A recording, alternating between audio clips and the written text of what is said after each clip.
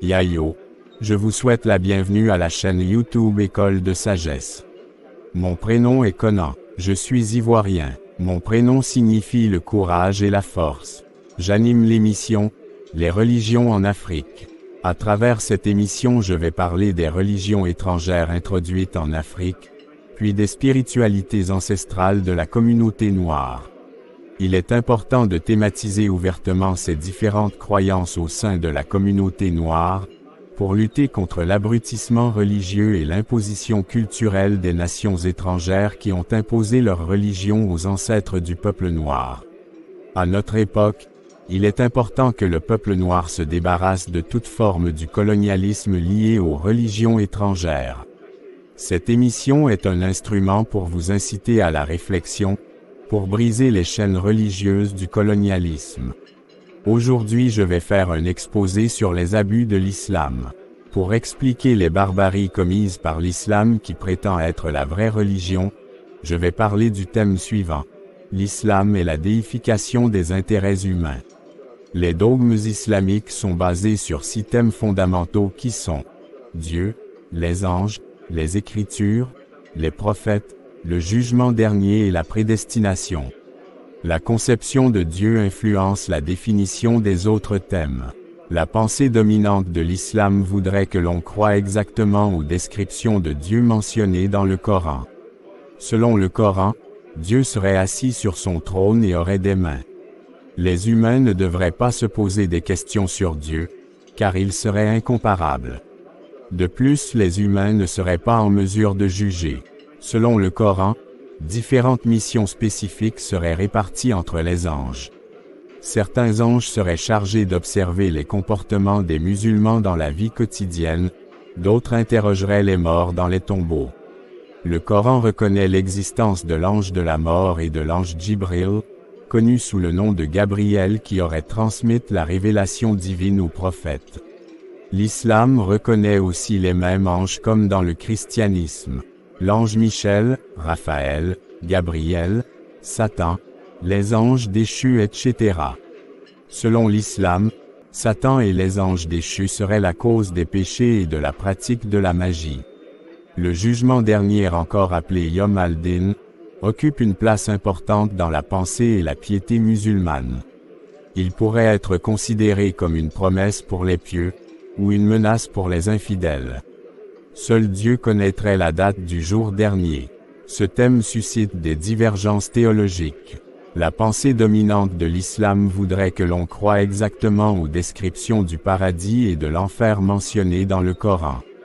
Selon certains dogmes religieux, comme par exemple les Mutazilites apparus au 8e siècle, et les Quadirites fondés au 12e siècle, la justice de Dieu ne fait de mal à personne. Ce seraient les humains qui se font eux-mêmes du mal. Ainsi ces dogmes niaient la notion d'un Dieu punissant les hommes pour les péchés et l'incroyance, dont ils ne sont pas réellement responsables. Par contre, les adversaires des dogmes mutazilites et quadirites prônent la liberté souveraine de Dieu qui lui permettrait de faire tout ce qu'il veut, sans être obligé de faire uniquement du bien à ses créatures. Au Xe siècle, les théologiens al-Ash'ari et al-Maturidi influencèrent le dogme sunnite avec leur vision selon lesquelles Dieu aurait créé et voulu les actes que posent les humains. Et ce serait la responsabilité des humains de s'en approprier. De ce fait, la conception de Dieu en tant que créateur, le seul et unique, coïncidait bien avec l'affirmation de la responsabilité humaine. Selon la pensée musulmane dominante, les humains seraient prédestinés à suivre la foi.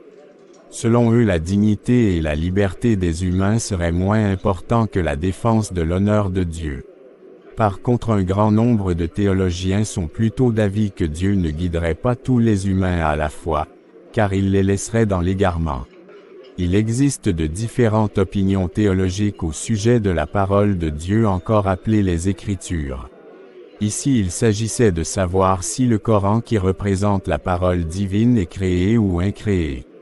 Selon un groupe de théologiens qui soutient que le Coran est créé, la notion d'éternité ne pourrait être expliquée sans y mentionner Dieu.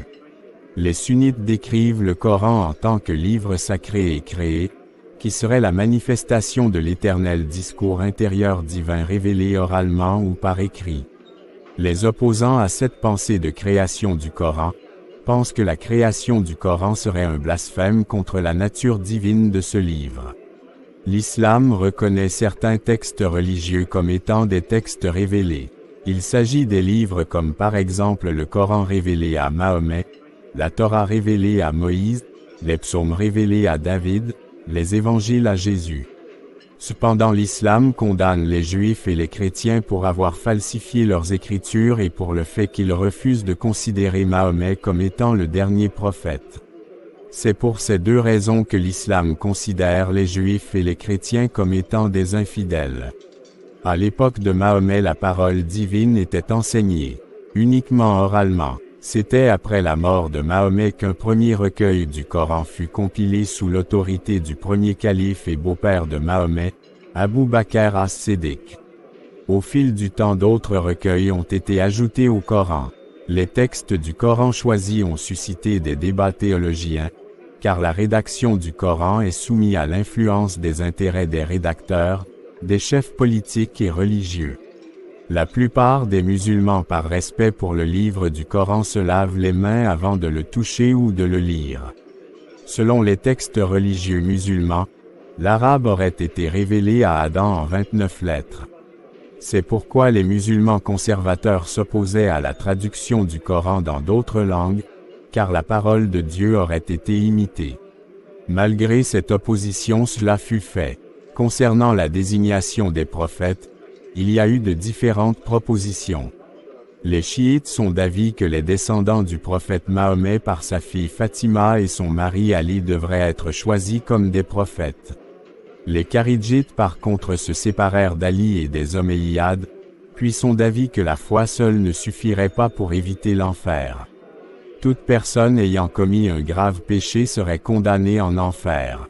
Dans leur communauté, ils pensent que même les chefs religieux ayant commis un grave péché ne pourraient demander le pardon auprès des fidèles.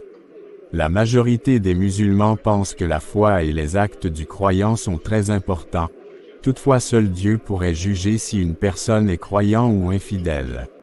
Ils interdisent de juger autrui, cela implique aussi le respect pour le pouvoir politique musulman, même si les chefs politiques commettraient de graves péchés.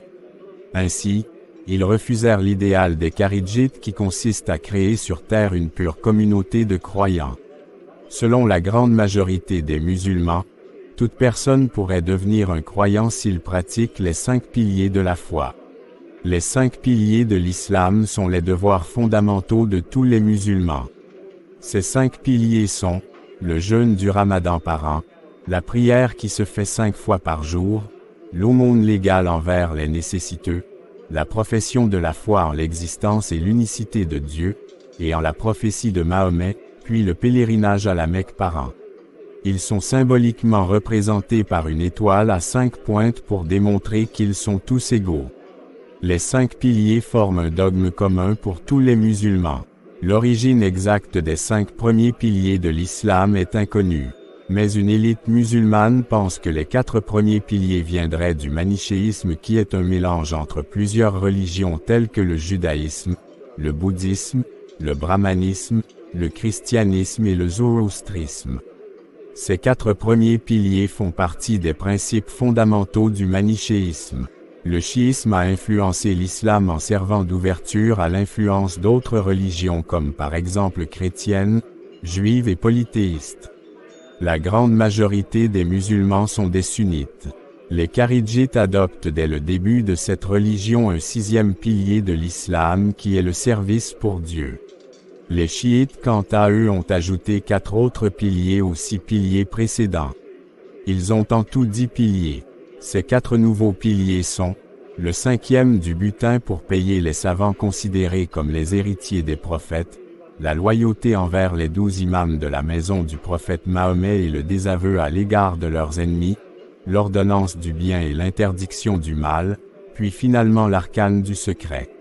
Les ismaéliens sont minoritaires. Ceux-ci ont ajouté 3 nouveaux piliers aux 6 premiers. Ce sont amour, dévotion pour Dieu, les prophètes et l'imam. la pureté rituelle puis finalement la prudence. Par contre les Druses qui sont une branche de l'ismaélisme, rejettent complètement ces trois piliers supplémentaires. Les musulmans sont divisés en trois groupes principaux à cause de leur manière d'interpréter la parole de Dieu. Selon les sunnites, Mahomet n'aurait désigné personne pour le remplacer. Ils sont attachés à la tradition des premiers récits de l'islam. Les chiites quant à eux prétendent que Mahomet aurait désigné Ali comme successeur. Tous ces courants religieux sont subdivisés en leur sein pour des raisons d'interprétation. Au fil du temps, il y eut des nouveaux courants sunnites comme le wahhabisme, le salafisme qui avait apporté des réformes à l'islam en appelant au retour aux sources, à la pureté originelle. Voici les divisions du chiisme. Le chiisme duodécimain, le zaïdisme et l'ismaélisme. Selon certains musulmans, le Coran aurait été falsifié par les premiers califes, alors les chiites réclamaient un Coran complet sauvegardé par Ali. Cette croyance avait vu le jour lorsque les chiites étaient obligés d'accepter la doctrine sunnite pour des raisons doctrinales, politiques et historiques. Les pratiques et rituels du chiisme sont proches de ceux du sunnisme. Les kharidjites sont encore appelés des révoltés. Après la mort d'Uthman au cours de la bataille à Siffin en 657, Ali fut accusé de meurtre et cela révolta un groupe de musulmans qui furent appelés les kharidjites. Les kharidjites se divisèrent en différentes branches après la mort du calife Yazid en 683. Certaines branches sont sufrisme, ibadisme. Leur doctrine est dure et littérale. Par exemple, ils condamnent le luxe, rejettent la sourate rédigée sur Joseph, interprètent littéralement le Coran, exigent une conscience pure avant la prière, exigent des œuvres avec la foi, etc. Au-delà de ces trois branches principales de l'islam, il existe aussi par exemple le soufisme qui est un mouvement spirituel basé sur la recherche de Dieu et la communion avec les autres. Pour atteindre le divin, le soufisme prétend qu'il existe la voie large de la charia et la voie étroite de l'union à Dieu. Selon les textes religieux islamiques, la foi musulmane se définirait de la manière suivante. Le croyant doit croire premièrement en Dieu, deuxièmement en ses anges, troisièmement en ses livres, quatrièmement en ses messagers, cinquièmement en la réalité du jour dernier et sixièmement en la réalité de la destinée liée. Au bien ou au mal, l'islam reconnaît deux types de circoncision. Il s'agit de la circoncision de la chair qui est la caractéristique d'un adhérent à l'islam qu'on appelle muslim. Ensuite vient la circoncision du cœur qui est la caractéristique d'un adhérent à la foi qu'on appelle moumin. Un croyant doit remplir ces deux conditions pour être un bon musulman. Selon l'islam, les actes sont le reflet de la foi et leurs valeurs sont déterminées par les intentions qui animent le croyant. Autrement dit, les rites islamiques sont inutiles s'ils ne sont pas accomplis avec sincérité. Dieu est connu dans l'islam et en arabe sous le nom d'Allah. Donc les Arabes utilisaient déjà ce mot avant la naissance de l'islam. Avant la période islamique, les Arabes étaient animistes, chrétiens, judaïsants, etc., et ils utilisaient tous le mot Allah pour désigner le Dieu créateur. Le mot Ilah en arabe signifie Dieu. Selon les textes anciens des Arabes, le mot Allah serait un mélange entre Al et Ilah. La description de Dieu avec des qualificatifs physiques comme par exemple, il a une face, des yeux, etc., est l'origine de débats théologiques et de divergences d'opinion. Ces divergences d'opinion sur certains thèmes seront à la base des divisions dans l'islam. Leçon à tirer. L'islam est apparu après le christianisme, qui à son tour a vu le jour après le judaïsme. L'exposé d'aujourd'hui montre que l'islam n'a pas été épargné de modifications humaines. Non seulement cette religion a adopté plusieurs rites des anciennes civilisations qu'elle considère comme païennes, mais aussi elle est l'objet d'influences d'intérêts humains. Ces intérêts humains sont premièrement la cause de la séparation de l'islam d'avec les enseignements de Mahomet et des premiers musulmans. Deuxièmement, ils sont aussi la cause de la naissance de plusieurs différents dogmes dans l'islam. Par conséquent, l'islam devient polythéiste et non monothéiste, car les différents dogmes n'ont pas été révélés par le même esprit divin. Malheureusement, il n'est pas possible de montrer toutes ces formes de falsification de la parole de Dieu à travers cette vidéo. Les Arabes étant à la recherche d'une identité spirituelle, ont construit des dogmes islamiques. Ce qui poussa les chefs religieux et politiques à modifier la parole de Dieu en fonction de leurs intérêts humains et non selon les intérêts de Dieu. Voici une citation de l'écrivain Théophile Obenga qui décrit d'autres côtés sombres de ces deux religions importées. Je cite, « Ajoutons que ce sont pourtant ces mêmes religions de la foi, dites d'amour, qui ont servi d'alibi aux conquêtes esclavagistes en enclenchant des guerres de religion et religions de guerre partout sur la planète. Au tribunal de l'histoire, le Messie et le prophète seront donc sommés de s'expliquer sur le passif et l'actif de leurs actions respectives greffées à des milliards de tous les Africains morts au nom de l'écriture de la foi. » Fin de citation. Un autre constat fait par l'écrivain est le malheur que sèment ces deux religions importées. Au nom de l'amour idéal que ces religions prêchent, elles sont à l'origine d'extrêmes d'intolérance, de violence, de haine, de racisme et d'exclusivisme, etc. Ces réalités prouvent que ces deux religions importées qui sont l'islam et le christianisme, ont pour objectif d'ordre hégémonique, politique, économique et financier. L'écrivain conseille de mener un vrai débat sur ces réalités religieuses pour objectif d'obtenir une indépendance religieuse. Peuple noir, si tu as été le premier civilisateur des peuples à travers tes valeurs culturelles et surtout le culte d'Isis, pourquoi t'attaches-tu encore à cette religion raffinée par les intérêts humains qui est l'islam? Des étrangers mal intentionnés enseignent une éthique qui est presque la même que celle qu'enseigne la spiritualité de tes ancêtres. Pour privilégier leurs intérêts culturels, ils te font croire que celui qui n'est pas adepte de l'islam est un infidèle, alors qu'ils sont eux-mêmes incapables de mettre convenablement en pratique l'éthique qu'enseigne l'islam. En conclusion, cette émission enseigne des vérités sur l'influence des intérêts humains dans l'islam. Tout ce qui est originel à l'islam est la grandeur des intérêts humains avec laquelle il a été construit. Ce qui prouve que la crainte de Dieu est aussi à remettre en question dans cette religion abrahamique. Lorsqu'on retire ou on ajoute quelque chose à la parole de Dieu, c'est important de préciser cela pour le respect envers Dieu. Seuls les croyants qui aiment la vérité et cherchent le vrai Dieu, pourraient se poser des questions suite à ces vérités et changer convenablement leur manière de penser sur Dieu et de l'adorer. Quant aux croyants endoctrinés, ils auront peur de la vérité au lieu de l'aimer, car ils prononcent le nom de Dieu par suivisme et non par conviction. Les religions abrahamiques ne sont pas bonnes pour les Africains, mais plutôt pour les peuples qui les ont construites. Dieu s'est manifesté aux peuples du monde selon leur réalité culturelle pour que chaque peuple puisse mieux comprendre qui est Dieu et le servir de bon cœur. L'intention du vrai Dieu n'a jamais été qu'un peuple se lève de nulle part et prétende que sa religion est meilleure à celle des autres, ou que ce peuple malveillant impose sa religion à un autre peuple en y versant du sang. Le peuple noir doit célébrer avec joie, conviction et dévouement l'éthique du vrai Dieu selon ses propres réalités culturelles sans se cacher sous le masque des religions étrangères. Pour terminer, je vous présente mes meilleurs vœux pour cette semaine à travers une photo de Thierry Lalo aux bananes plantain et cette citation de l'anticolonialiste Amilcar Cabral, originaire de la Guinée-Bissau. Je cite, « Ne pas avoir peur du peuple et l'amener à participer à toutes les décisions qui le concernent. Telle est la condition fondamentale de la démocratie révolutionnaire que nous devons réaliser progressivement. » Fin de citation. Cette citation est un appel de l'élite Amilcar Cabral à mettre en pratique les principes de l'idéologie panafricaine.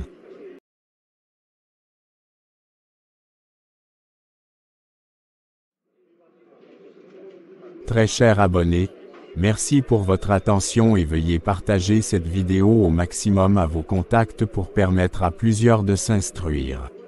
Como allez, au revoir.